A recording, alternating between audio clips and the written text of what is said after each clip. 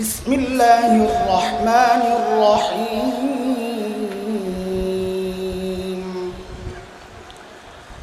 وإن نكثوا أيمانهم من بعد عهدهم وطعنوا في دينكم فقاتلوا أئمة الكفر إنهم لا أيمان لهم لعلهم ينتهون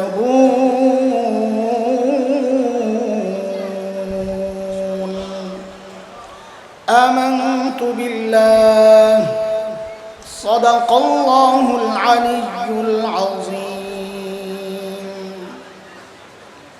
জাতীয় সিরাত কমিটি কর্তৃক আয়োজিত আজকের এই ঐতিহাসিক সিরাতুন নবী মাহফিলের মহাসম্মেলনের সম্মানিত সভাপতি, উপস্থিত উলামায়ে কেরাম, মুরব্বিয়ানে আযম, আজিজ তালাবা, আল্লাহ সুবহানাহু ওয়া তাআলার অশেষ মেহেরবানি, প্রিয় হাবিব সাল্লাল্লাহু আলাইহি ওয়াসাল্লামের সিরাতকে সামনে রেখে প্রিয় হাবিবের মহাব্বতের প্রকাশ করার জন্য এই মজমায় প্রতিকূল আবহাওয়াকে উপেক্ষা করে আমরা একত্রিত হয়েছি।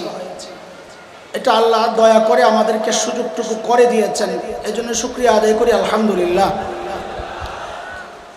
সময় তো একেবারেই কম, এটা তো বলার বিষয় না,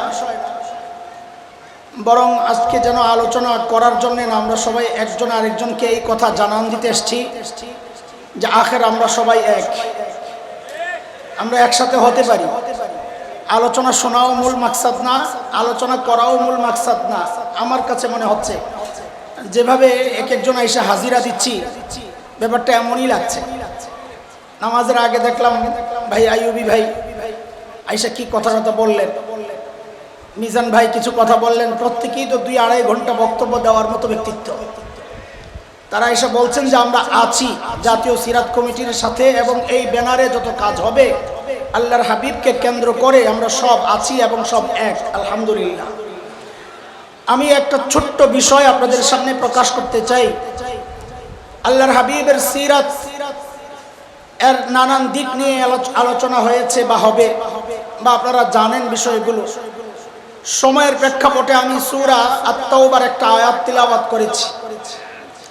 ওই আয়াতের মূল কথায় ঢোকার আগে আমি আরেকটু পেছনে যেতে চাই। আবু লাহাব সম্পর্কে আমাদের সকলেরই জানা। হযরত রাসূল করিম সাল্লাল্লাহু আলাইহি সাল্লামের আপন চাচা, রাসূলকে বড় পছন্দ করতেন, এবং রাসূলকে নয়, মুহাম্মদ ইবনে আব্দুল্লাহকে, আমার বলার ভুল, পছন্দ করতেন কাকে আপনারা বলেন তো? মুহাম্মদ ইবনে আব্দুল্লাহকে। আল্লাহর হাবিবের প্রকাশ দুই ভাবে হয়েছে। এক 570-এ মুহাম্মদ ইবনে আব্দুল্লাহর প্রকাশ, ঠিক 40 বছর পর মুহাম্মদ রাসূলুল্লাহর প্রকাশ। যুগের আবু জাহেলরা, আবু লাহাবরা সবসময় মুহাম্মদ ইবনে আব্দুল্লাহর প্রকাশে খুব আনন্দ প্রকাশ করে, কিন্তু মুহাম্মদ রাসূলুল্লাহর প্রকাশে তারা ততটাই যেন লজ্জিত, তারা বিক্ষুব্ধ। আজকেও নামধারী আবু লাহাবদের গায়ে গোষ্ঠী আমরাও কিছু লক্ষ্য করি।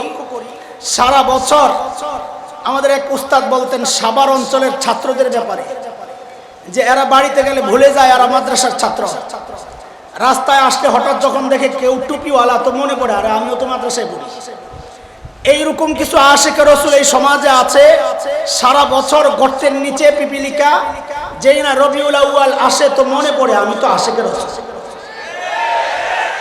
দোস্ত, কথা স্পষ্ট, মুহাম্মদ ইবনে আব্দুল্লাহ এই জন্মের সাথে আবু লাহাবের আনন্দ জড়িত। আবু লাহাব ওই সময় সবচেয়ে বেশি আনন্দিত হয়েছিল, কিন্তু 40 বছর পর মুহাম্মদ রাসূলুল্লাহর প্রকাশের পর সবচেয়ে বেশি খুব প্রকাশ করেছিল প্রথম আবু লাহাব।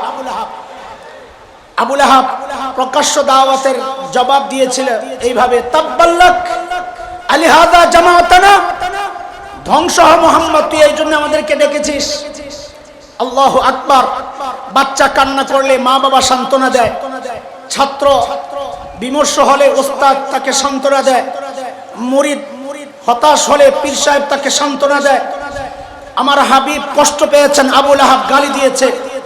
আল্লাহ বলেন, দোস্ত আপনি জবাব দিয়েন না, এই আবু লাহাবদের জবাব আমি আল্লাহ নিজে দিয়ে দিচ্ছি।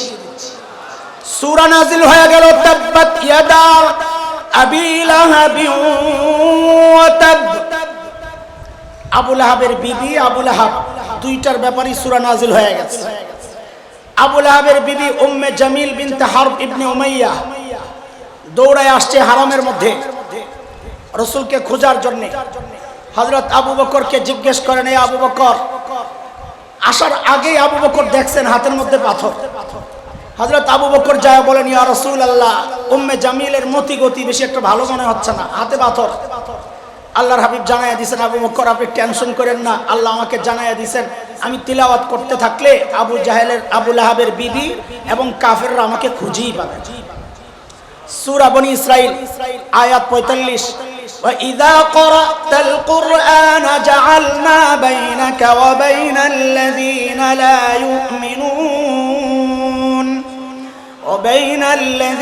لَا يُؤْمِنُونَ بِالْآخِرَةِ حِجَابًا مَسْتُورًا। আল্লাহ পর্দা লাগাইয়া দিয়েছে। ঠিকই আবু লাহাবের বিবি আয়েশা খুঁজে পায় না। হযরত আবু বকরকে জিজ্ঞেস করতেছে, আবু বকর, শুনলাম তোমার বন্ধু নাকি আমার নিন্দা করে। হযরত আবু বকর তো মানুষ বড় চালাক, ব্যাককল না, কিন্তু সরল সোজা। এই যে ওলামায়ে কেরাম যা দেখেন, এরা মানুষ কিন্তু ব্যাককল না, সরল সোজা। অনেকে ব্যাককল মনে করে ধরা খায়, কথা বলেন না। আমি দুইটা উদাহরণ না দিলে তো এটা বুঝবে না পোলাপাই। আমাদের বড় মুফাসসির ছিলেন আল্লামা মুস্তাফা আল হুসাইনি রাহিমাহুল্লাহ তাআলা। মুফতি দেলাওয়ার সাহেব হুজুর এই গল্প আমাদেরকে শোনাইছে। হুজুর এক জায়গায় হোটেলে খাচ্ছেন, তো হাড্ডি খুব চাবায়া চুবায়া খাচ্ছেন, চেটে চুটে। এক চা খায় পাশের ভদ্রলোক, ওই আল্লাহর বান্দা এই দৃশ্য দেখে তার চুলকানি উঠছে। কিছু মানুষ আছে দাড়ি আর টুপি দেখলে এটা অটো চুলকানি শুরু হয়। তো আল্লাহর বান্দা চিন্তা করছে এই সুযোগটা হাতছাড়া করা যায় না। যায় আস্তে করে হুজুরকে জিজ্ঞেস করতেছে, হুজুর আপনাদের এলাকায় কুকুরে কি খায়? মানে উদ্দেশ্য হলো হুজুরকে অপমান করা। তো ওই আল্লাহর বান্দা তো চা খাচ্ছিল, হুজুরের মনে করছে ব্যাককল। আমি ওই কথাটা বুঝাইতে চাইছি, হুজুররা ব্যাককল হয় না। যার কলিজার মধ্যে কোরআন আল হাকিম, বিজ্ঞানময় কোরআনের জ্ঞান আছে, সে ব্যাককল হইতে পারে না। হুজুর আস্তে করে বলতেছেন, আমাদের এলাকায় কুকুরে চা খায়।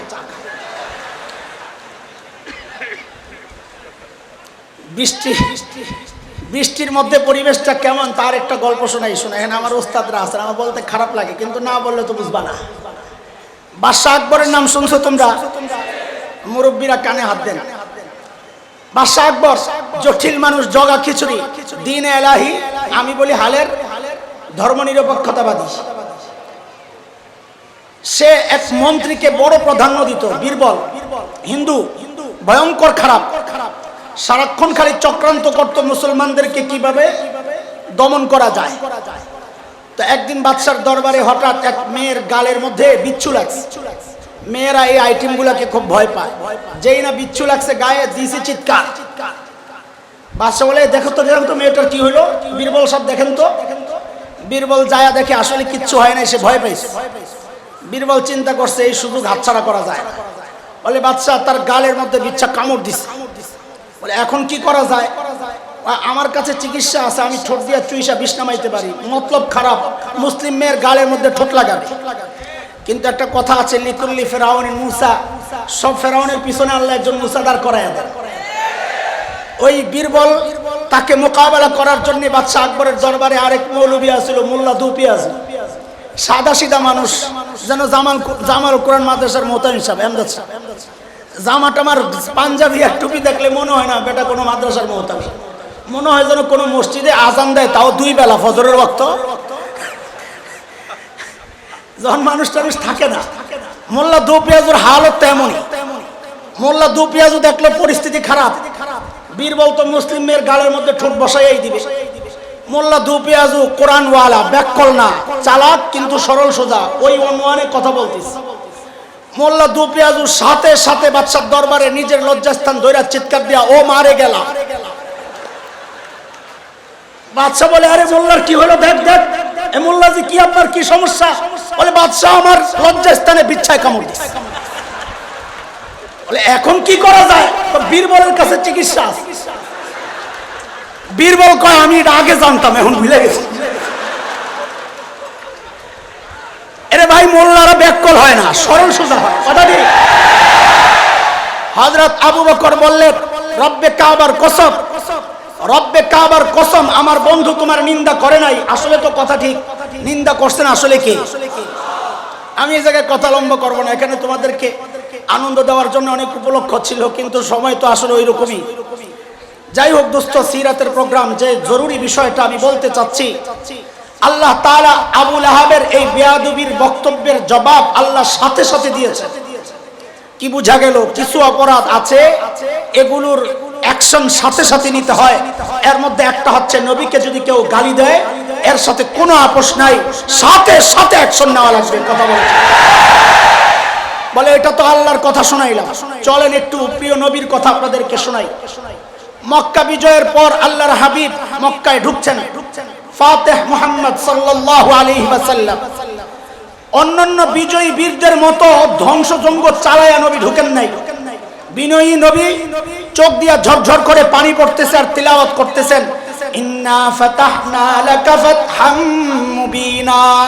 আল্লাহ, এই জয় আমার কোনো কৃতিত্ব নাই, আপনি আগে ওয়াদা করেছিলেন জয় দিবেন, সেই জয় তো এই জয়, এটা আপনার অনুগ্রহ, আমার কিচ্ছু নাই। কাঁদতেছেন নবী, ঢুকতেছেন। ঢুকেই নবী ঘোষণা করলেন, লা তাসরিবা আলাইকুমুল ইয়াওম, আজকে সব ক্ষমা, সব ক্ষমা, আমি ভুলে গেলাম সব, কিন্তু কন্ডিশন আছে, অস্ত্র জমা দেওয়া লাগবে। এটার সিস্টেমটা কি? মান দাখালাল মসজিদাল হারামা ফাহুয়া আমিন, মান দাখালা দারা আবি সুফিয়ান ফাহুয়া আমিন, মান আগলাকা বাবাহু ফাহুয়া আমিন। যে বাইতুল মুকাররম ঢুকবে সেও মাফ। আমগো বাইতুল মুকাররম মসজিদে হারাম, আর মসজিদে হারামে ঢুকবা তোমার মাফ, পার্টি অফিসে ঢুকবা তুমিও মাফ। পার্টি অফিস বুঝেন তো, আবু সুফিয়ানের ঘর, আবু সুফিয়ানের ঘরে ঢুকবা তোমারও মাফ, ঘরের দরজা লাগাইয়া দিবা তোমারও মাফ, কিচ্ছু বলবো না, সব মাফ। কিন্তু আল্লাহ যদি কাউকে মাফ না করেন, নবীর অধিকার আছে তাকে মাফ করার। কথা বলেন, আল্লাহর একটা বিধান তো এই ক্ষেত্রে আছে, সবাইকে মাফ করা যাবে না। সূরা তাওবা আয়াত 12 রব্বে করিম জানাইছেন, ওয়া ইন্নাকাসু আইমানাহুম মিন বা'দি আহদিহিম ওয়া তা'আনু ফি দীনিকুম ফাকাতিলু আইম্মাতাল কুফর ইন্নাহুম লা আইমানা লাহুম লাআল্লাহুম ইয়ানতাহুন।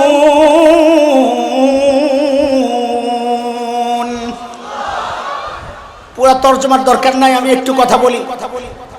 যারা দ্বীনকে নিয়ে কটাক্ষ করবে তাদের ক্ষমা নাই, নবী জানায়া দিয়েছেন। এরা কারা? আল্লাহর হাবিব গনে গনে 15 জনের নাম ঘোষণা করলেন, এদের ক্ষমা নাই। 15 জন। কয়জন? শেখ ইবনে তাইমিয়া রাহমাতুল্লাহি আলাইহি তার বিখ্যাত কিতাব আস-সারিমুল মাসলুল আলা শাতিমির রাসূল, সেখানে তিনি ওই 15 জনের নাম উল্লেখ করছেন। এই নামগুলোকে নবী বললেন এদের ক্ষমা নাই।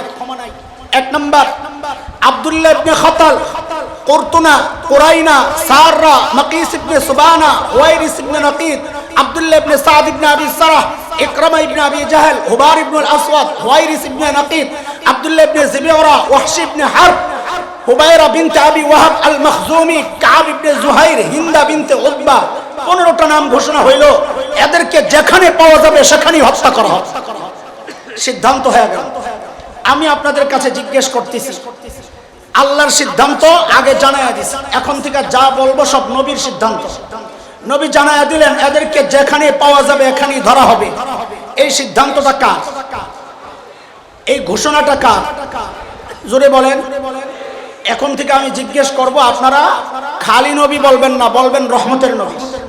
কার? কৌশলগত কারণে এই শব্দটা জুড়ে দিতে হবে। কার ঘোষণা এটা?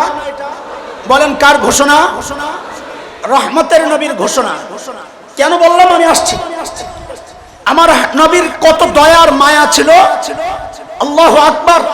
আল্লাহ তাআলা জানাইছেন, হাবিব আমার কিছু স্পেশাল শব্দ আমি আমার জন্য বানাইছিলাম, কিন্তু আপনাকে এত দয়া আর মায়া দিয়ে আমি তৈরি করেছি যে ওই শব্দগুলো আমি আল্লাহ আপনার জন্যও ব্যবহার করলাম।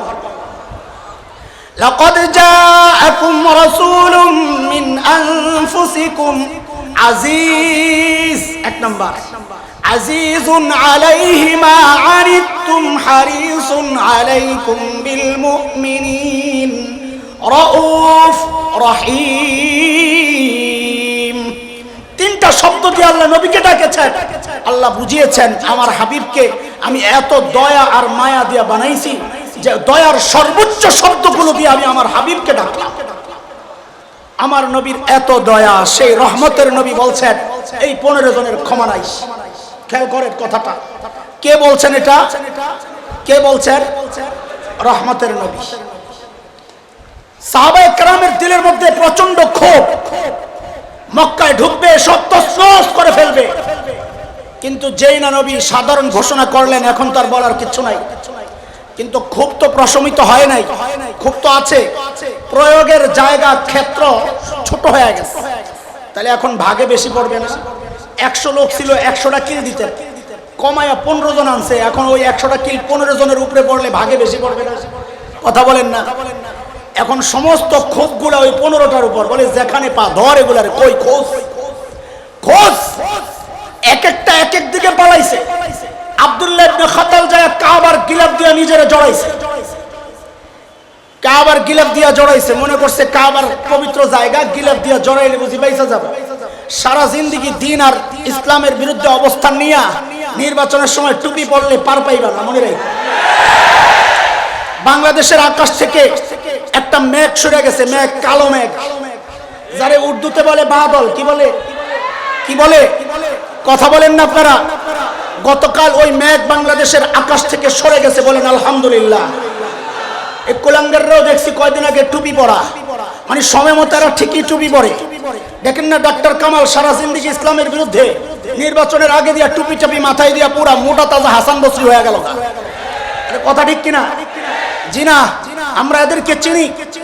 যারা ওই মূর্তি অপসারণের কারণে সমস্ত উলামায়ে কেরামকে, তাওহীদ জনতাকে কুত্তার বাচ্চা বলে গালি দিয়েছিল, এদেরকে আমরা চিনি। এদের ক্ষমা নাই, ক্ষমা করব না। কথা বলে ঠিক কিনা? আব্দুল্লাহ ইবনে খাতাল যায় কাবার গিলাফ দিয়ে নিজেরা জড়াইছে। কিন্তু বোকা তো, জড়া ভিজে পাও তো দেখা যায়। ছোটবেলায় আমরা ফরিদাবাদের মুহাদ্দিস হুজুরের মরহুমের জবান দিয়ে, আমি তো হুজুরের কাছে থাকতাম, অনেক কিস্সা জানি। হুজুর সারাদিন কিস্সা শোনাইতেন আমারে, মজার মজা। বলে এক নতুন বউ শ্বশুরের সামনে পিড়িতে বইসা ভাত খাইতে বসছে, হঠাৎ কইরা বায়ু ছুটছে পেছন দিয়া ঠুস কইরা। এখন নতুন বউ শ্বশুরের সামনে লজ্জা পাইছে, তো এখন ওই কি করবে, লজ্জা ঢাকার জন্য প্লেটের মধ্যে আঙ্গুল দিয়া খালি ক্রত ক্রত করে গুতা মারে। তো শ্বশুর বুঝছে বউ লজ্জা ঢাকার অপপ্রয়াস চালাচ্ছে। তো শ্বশুর ওই লজ্জাটারে দূর করার জন্য, ইজি করার জন্য বলতেছে, বৌমা আওয়াজটা নাইলে কোন রকম ঢাকলা, কিন্তু গন্ধটারে কি করবা? আব্দুল্লাহ ইবনে খাতালের এই কন্ডিশন, তোমার বডি নালে কাবার গিলাফ দিয়া ঢাকলা, পাও তো দেখা যায়। হযরত আলী আর 2 সাহাবী দৌড়ায় গেছে, যায় টাইনা বাইর করছে, কল্লা ফলাইয়া দিছে, মাকাম ইব্রাহিমের পাশে ঝুলাইয়া রাখছে। এই সিদ্ধান্তটা কার? রহমতের নবীর। কার? শুনতে থাকেন কথা, আমি ফিনিশিংয়ে যাই নাই, আপনি শুধু জবাব দেন। এই সিদ্ধান্ত কার? রহমতের নবীর সিদ্ধান্ত। আব্দুল্লাহ ইবনে সাদ ইবনে আবি সারাহ 15 জনের এক সদস্য, হযরত ওসমান রাদিয়াল্লাহু তাআলা আনহুর দুধ ভাই। হযরত ওসমান দুধ ভাইয়ের হাতটা ধইরা নবীর কাছে নিয়ে আসছেন, ইয়া রাসূলুল্লাহ, আমি আব্দুল্লাহর নিরাপত্তা চাই। আল্লাহর রাসূল মুখটা ফিরাইয়া নিছেন। মুখ কে ফিরাইলেন? এই তো বুঝছেন, বলেন মুখ কে ফিরাইছেন? মানিটা কি বুঝছেন? যে এত দয়ার নবী, কত কঠোর ব্যাপার, কত ভয়ঙ্কর আর জঘন্য ব্যাপার। দিনকে নিয়ে কটাক্ষ করা, গালিগালাজ করা, এটা কত জঘন্য ব্যাপার যে নবী মুখ ফিরায়। হযরত ওসমান আবার ওই পাশে আসছেন, ইয়া রাসূলুল্লাহ, আমার দুধ ভাই আব্দুল্লাহ, তার নিরাপত্তা চাই। আল্লাহর নবী আবার মুখ ফিরায় নিলেন। হযরত ওসমান আবার এই পাশে আসলেন, ইয়া রাসূলুল্লাহ, আমি নিরাপত্তা চাই। আল্লাহর নবী ঈমান কবুলের শর্তে নিরাপত্তা দিয়ে দিলেন। দিয়া সাহাবায়ে কেরামকে বলতেছেন, দেখেন কথাটা কত কঠিন নবীর জন্য। সাহাবায়ে কেরামকে বলতেছেন, এ বুকারা, আমি যে কাল ক্ষেপণ করতেছিলাম এদিক ওদিক তাকায়া, এই সুযোগটা কেন তোরা হাতছাড়া করলি? কেন আব্দুল্লাহর কল্লাটা ফালাইয়া দিলি? এই কথাটা কার? আরে কথা বলেন কার? সাহাবায়ে কেরামের হালত হয়েছে ছোট্ট পোলাপানের হাতের থেকে যদি বল মাছ ছুটে যায়, যা করে হাই হাই গেল বলটা।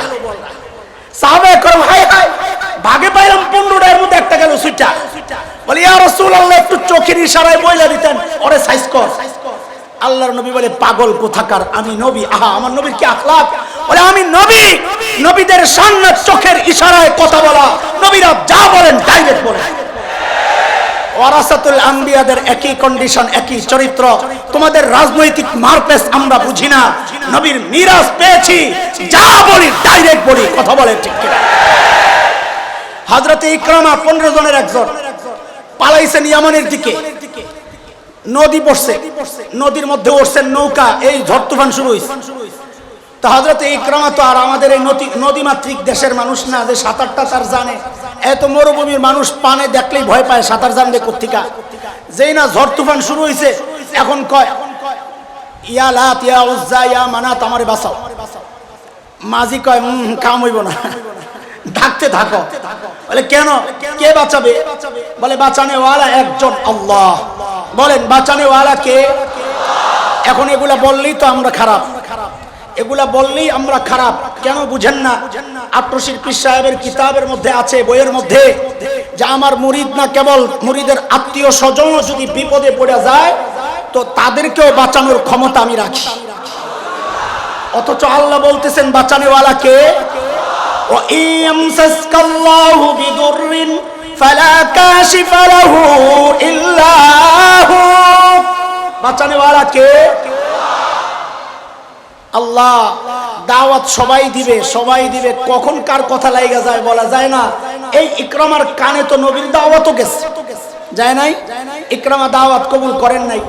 অথচ যেই না মাঝি ওই কথা বললো যে এখানে ওই লাত আর উজ্জার মানাত আর হুবালরে ডাইকা লাভ নাই, আল্লাহ ছাড়া কেউ বাঁচাইতে পারবে না, সাথে সাথে ইকরামার দিল পরিবর্তন হয়ে গেছে। সাথে সাথে হযরত ইকরামা সাথে সাথে আসমানের দিকে হাত উঠায়া বলে আল্লাহুম্মা লাকা আহদুন ইন আফাইতানি মিম্মা আনা ফি আন আতিয়া মুহাম্মাদান হাত্তা আদা ইয়াদাইয়া আলা ইয়াদাই ফালা আজিদান্নাহু আফুওয়ান গফুরান কারীমা। আল্লাহ, যে বিপদে আমি পড়ে গেলাম, এই বিপদ থেকে যদি আপনি আমাকে বাঁচায় দেন, এই জায়গা থেকে আমি সরাসরি মুহাম্মাদের কাছে চলে যাব। আমি আমার হাত রাখবো, বায়াত করব, ঈমান কবুল করব। আমার বিশ্বাস তিনি আমাকে তাড়াইয়া দিবেন না। আমার বিশ্বাস আমি তাকে গফুর পাবো, আফু পাবো, কারীম পাবো, ক্ষমাশীল পাবো, বুকে জড়াইয়া নেবেন। আমার বিশ্বাস ওই রকম দিলদার এবং নরম এবং মহব্বতের মানুষ আমি তাকে পাবো, আমার বিশ্বাস।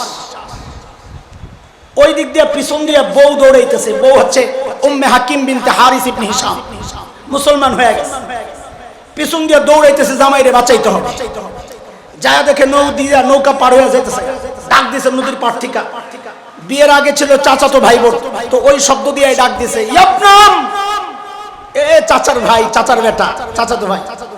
জামাইরে বলতেছে ইয়াবনাম ইন্নী ক্বাদ জিতু মিন ইনদিয়া বাররিন নাস ওয়া আওসালিন নাস ওয়া খায়রিন নাস قد استأمنت لك رسول الله صلى الله عليه وسلم فلا تهلك نفسك। এ আমার চাচাতো ভাই, আমি এমন একজন মানুষের কাছ থেকে আসছি যিনি গোটা মানব জাতির মধ্যে সবচেয়ে নেককার এবং সবচেয়ে আত্মীয়তার সম্পর্কের মূল্য দেওয়ার ক্ষেত্রে সবচেয়ে দায়িত্বশীল এবং খায়রুন নাস সবচেয়ে উত্তম মানুষ। আমি আপনার জন্য তার কাছ থেকে নিরাপত্তা নিয়ে আসছি। সুতরাং আপনি নিজেকে ধ্বংসের মুখে ঠেলে দিয়েন না। হযরত ইকরামা চলে আসছেন, ঈমান কবুল করছেন। দোস্ত মুহতারাম, নবী যে এত কঠোর হইলেন কাদের ব্যাপারে বলেন না?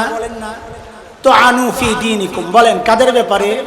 তো আইনু ফি দীন, যারা দিনকে কটাক্ষ করে, আল্লাহকে গালি দেয়, নবীকে গালি দেয়, তাদেরকে আল্লাহ ছাড়েন নাই, রহমতের নবী ছাড়েন নাই, সাহাবায়ে কেরাম ছাড়েন নাই।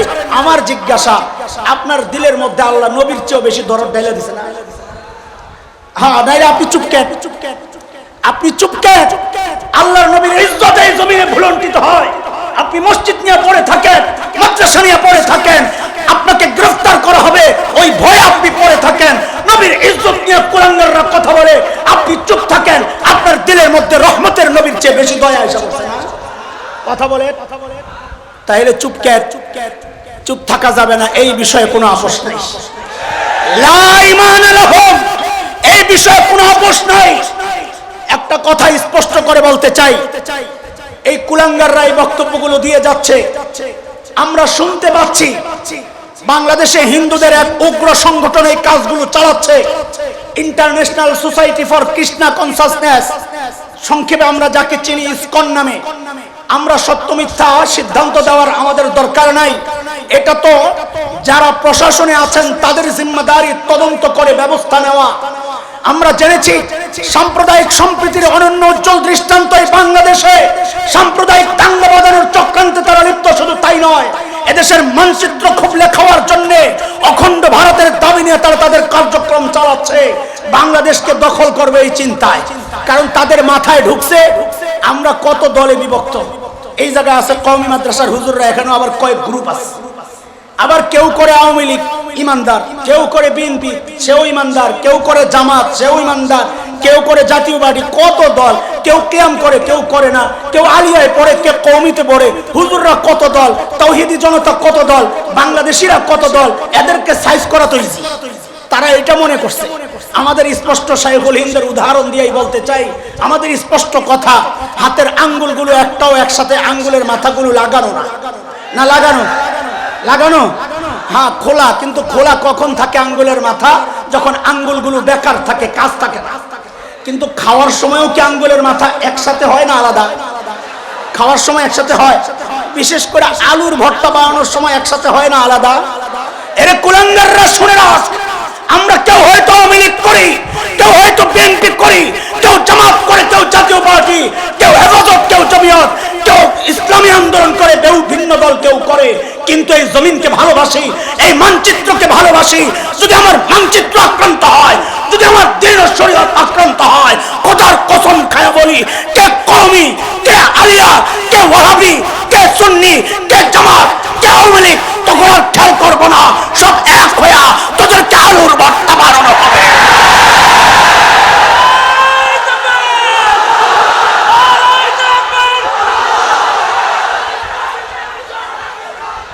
বাংলাদেশ দখল করার আগে একবার আমার আকাবিরদের ইতিহাস পড়ে আসিস। আমার আকাবিরদের একটা সোনালী ইতিহাস আছে। তাদের রুহানি সন্তানরা বসে আছেন, আমরা মরে যাই নাই, মরে যাই নাই। আমার আকাবিরের আসলাফের সোনালী ইতিহাস হচ্ছে, আমার আকাবিরের রক্ত যখন ভারত উপমহাদেশের জমিন স্পর্শ করেছিল, ব্রিটিশ লাল কুত্তারা পালাতে বাধ্য হয়েছিল।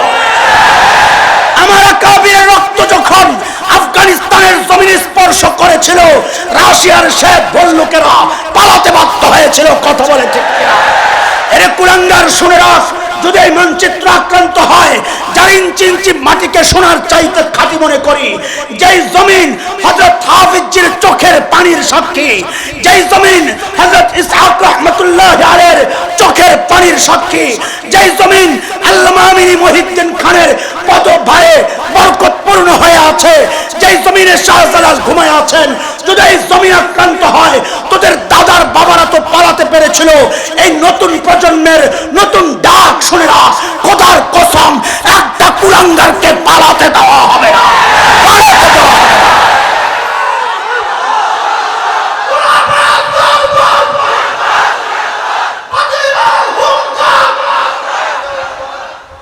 দোস্ত মুহতারাম, আমাদের স্পষ্ট কথা, তোমার ভাইকে গালি দিলে তোমার কলিজায় লাগে, তোমার বউকে গালি দিলে তোমার কলিজায় লাগে, তোমার স্বামীকে গালি দিলে তোমার কলিজায় লাগে, তোমার বাবাকে গালি দিলে তুমি শাস্তির মুখোমুখি করো।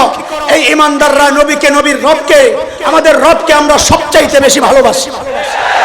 এটা আল্লাহর নির্দেশ আমাদের জন্য। কুল ইন কানা আবা